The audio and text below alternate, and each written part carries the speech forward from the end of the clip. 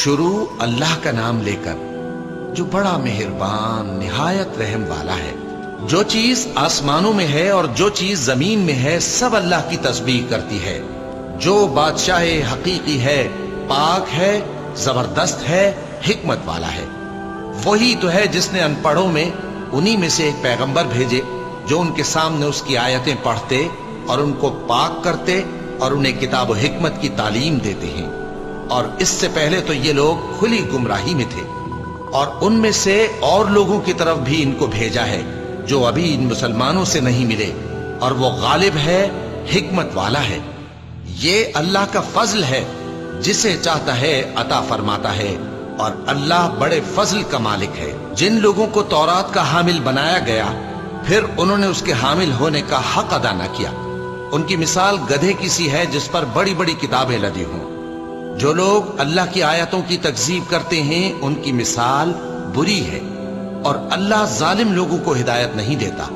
کہہ دو کہ اے یہود، اگر تم کو یہ دعویٰ ہو کہ تم ہی اللہ کے دوست ہو اور دوسرے لوگ نہیں، تو اگر تم سچے ہو تو ذرا موت کی آرزو تو کرو۔ اور یہ لوگ ان اعمال کے سبب جو یہ کر چکے ہیں ہرگز اس کی آرزو نہیں کریں گے، اور اللہ ظالموں سے خوب واقف ہے۔ کہہ دو کہ موت جس سے تم بھاگتے ہو وہ تو تمہارے سامنے آ کر رہے گی، پھر تم پوشیدہ اور ظاہر کے جاننے والے مالک کی طرف لوٹائے جاؤ گے، پھر جو کچھ تم کرتے رہے ہو وہ سب تمہیں بتائے گا۔ مومنو، جب جمعے کے دن نماز کے لیے اذان دی جائے تو اللہ کے ذکر کی طرف لپکو اور خرید و فروخت ترک کر دو، اگر سمجھو تو یہ تمہارے حق میں بہتر ہے۔ پھر جب نماز ہو چکے تو زمین میں پھیل جاؤ اور اللہ کا فضل تلاش کرو، اور اللہ کو بہت بہت یاد کرتے رہو تاکہ کامیاب ہو جاؤ۔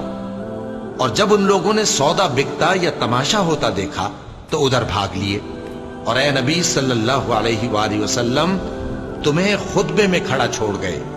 کہہ دو کہ جو چیز اللہ کے ہاں ہے وہ تماشے اور سودے سے کہیں بہتر ہے، اور اللہ سب سے بہتر رزق دینے والا ہے۔